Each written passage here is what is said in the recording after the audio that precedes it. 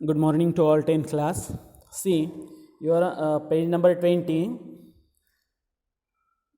इसमें के पहले जो दो टेबल्स थे, पहले जो शब्दों के विभक्ति रूप थे वो हमने आपको पढ़ाए थे। उसमें एक था भगवत और दूसरा था श्रीमत। अभी उसके बाद के देखते हैं ये दो, एक है शशिन और दूसरा है भाविन। तो देखिए शशिन, शश प्लस इन, शशिन, अगर इसका वर्ण विग्रह आप कर देते हैं तो देखिए कुछ इस तरह से आएगा, श प्लस अ प्लस श प्लस ई प्लस हलंत न। तो इसके लास्ट में ई और न आता है, तो इसके कारण इन्हें कहा जाता है इन्नंत।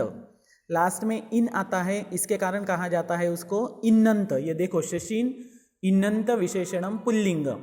मैं आपको बता रहा हूँ कि इसको इन्नंत क्यों कहा जाता है। एंडिंग इन इसका लास्ट में जो है, जैसे हम बोलते हैं ending in a, ending in उ, एंडिंग इन उसके बाद में ई, तो इस तरह से इसके लास्ट में इन आता है, तो इसके कारण बोलते हैं एंडिंग में क्या है तो इन है, तो इसे कारण इसे कहा जाता है इन्नंत। और ये शशिन क्या है तो विशेषण है, इसके कारण कहा है विशेषण। इन्नंतम विशेषणम पुल्लिंगम, ये पुल्लिंग में होता है। देखो अभी यहाँ एक ब्रैकेट में ऊपर एक आपको पॉइंट दिया हुआ है कि इन प्रत्यय स्वामित्वम दर्शयति। इन प्रत्यय जो होता है वह आपका स्वामित्व दिखाता है। स्वामित्व का अर्थ होता है आपका बड़ापन दिखाता है। तो देखिए एक मिनट,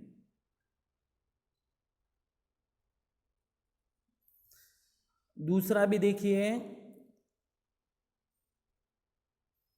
शश, उसका अर्थ सामने दिया है, शशः यस्य अंगे अस्ति। शशः मीन्स चंद्र, चंद्र जिसके आंख के ऊपर है वह, अस्ति सह क्या है ये देखो, उसका होता है शशि, जिसके अंक के ऊपर है, यानी कि महादेव का विशेषण हो सकता है नहीं, महादेव का ही है। तो देखते हैं शशिन इन्नंतम विशेषणम पुल्लिंगम। शशि शशिनौ शशिनः प्रथमा, शशिनम शशिनौ शशिनः द्वितीया, शशिना शशिभ्याम शशिभिः तृतीया, शशिने शशिभ्याम शशिभ्यः चतुर्थी, शशिनः शशिभ्याम शशिभ्यः पंचमी, शशिनः शशिनोः शशिनां षष्ठी, शशिनी शशिनोः शशिषु सप्तमी, हे शशिन हे शशिनौ हे शशिनः संबोधनम। तो यह है इसके प्रथमा से लेकर सप्तमी तक के सभी रूप है। तो अभी ये जो मतलब टेबल है ये आपको पूरी तरह से याद करना है। जब एक टेबल आप याद करेंगे तो इसके जैसे दूसरे टेबल आपको अपने आप ही आ जाएंगे। जैसे अभी देखिए नीचे दिया है स्वामीन प्रावीणीन विद्यार्थीन शाखीन, तो इसमें का स्वामीन का हम देखते हैं किस तरह से हो जाएगा।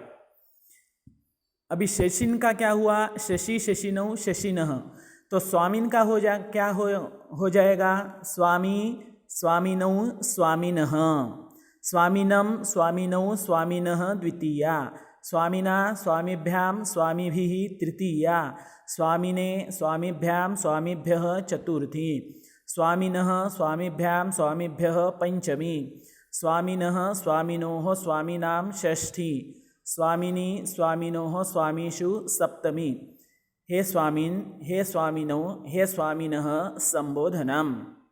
तो देखिए इसी तरह से ये सभी टेबल होते हैं, प्राणीन विद्यार्थीन शाकीन योगिन सन्यासीन और क्या है आगे का वाजिन श्रेष्ठीन। तो इतने जो शब्द हैं ये सब उसी के जैसे होते हैं। अभी देखिए हम आपको फिर से प्राणीन का एक बार दिखा देते हैं किस तरह से होता है। ये शशि को आपको फॉर्मेट पकड़ना है और उसके जैसा करना है। शशि शशिनौ शशिन, तो प्राणीन का हो जाएगा प्राणी प्राणिनौ प्राणिनः, प्रथमा एक वचन में वो वेलांटी दीर्घ हो जाएगी। जिस तरह से शशिन में चेंजेस हुए हैं उसी तरह से सभी शब्दों में हो जाएंगे। तो प्राणी प्राणिनौ प्राणिनः प्रथमा, प्राणिनम प्राणिनौ प्राणिनः द्वितीया, प्राणिना प्राणिभ्याम प्राणिभिः तृतीया, प्राणिने प्राणिभ्याम प्राणिभ्यः चतुर्थी, प्राणिनः प्राणिभ्यां प्राणिभ्यः पंचमी, प्राणिनः प्राणिनोः प्राणिनां षष्ठी, प्राणिनी प्राणिनोः प्राणिषु सप्तमी, हे प्राणिन हे प्राणिनो हे प्राणिनः संबोधनम।